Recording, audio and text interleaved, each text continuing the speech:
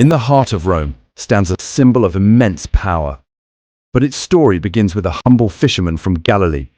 This was Simon Peter, a simple man whose life was transformed when he answered a call to follow a new teacher. Yet, he was not without flaw. His faith was tested, and he failed. But from his failure, a new mission was born.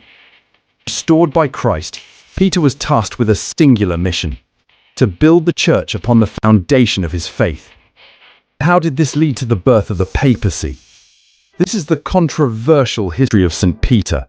To understand the Vatican, we must first meet the man, Simon Peter, a rough-edged fisherman from Bethsaida. The Gospels paint him as impulsive, loyal, and flawed. The disciple who walked on water, then sank, who declared Jesus the Messiah, then denied him 3 times. Yet, in a pivotal moment, by the Sea of Galilee, Jesus renamed him Peter, Rock, and declared, "On this rock, I will build my church." The title Peter, Petros, was a play on words, both a name and a metaphor for faith. But here's the controversy. Did Jesus intend Peter to lead the church? Gospel of Matthew suggests a hierarchical structure, but other texts portray Peter as just one among equals. The myth of Peter's supremacy grew later as Rome sought to centralize authority. By the 1st century, Peter's martyrdom in Rome, crucified upside down, cemented his legend. His grave, allegedly beneath St. Peter's Basilica, would become a political tool. How did a fisherman's tomb transform into the Vatican's foundation? After Peter's death, Christians were hunted. But in 312 AD, Emperor Constantine's conversion changed everything. Legend says he saw a cross in the sky with the words, "In this sign, conquer." The Edict of Milan legalized Christianity. Rome was the empire's capital. The Pope's authority rested on Peter's martyrdom here and the idea that his leadership passed to his successors. Leo III's diplomacy saved Rome. He argued that Peter's authority was inherited by all popes, a claim solidified by the donation of Constantine, a forged document that would shape the Vatican's power for centuries.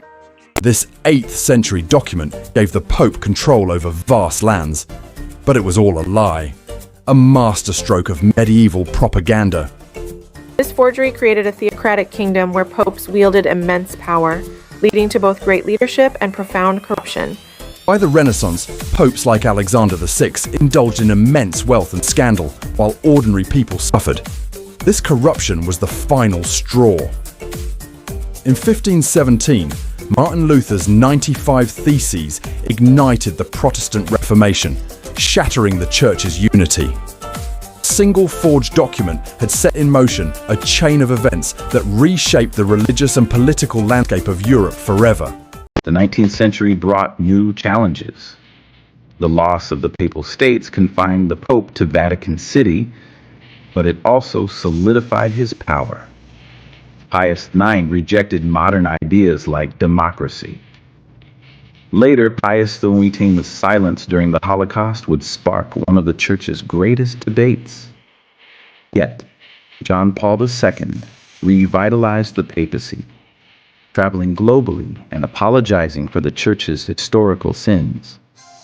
But the Church's identity was changing from within, redefining its relationship with the faithful. The Vatican's authority today rests on a paradox. It's both a spiritual beacon and a sovereign state. But controversies like abuse scandals test this authority. In the modern world, the myth of unbroken authority is being questioned like never before. Archaeologists confirm Peter's tomb exists. But did he really lead the Church? The answer may be a blend of history and myth, serving power for centuries. From a fisherman's net to the Vatican's spires, St. Peter's story is a mirror of humanity's quest for meaning and power. The papacy's authority is built on layers of history, myth, and resilience. Whether you see it as a divine institution or a human construct, one truth remains. The Vatican's foundation is as complex as the man it claims to follow.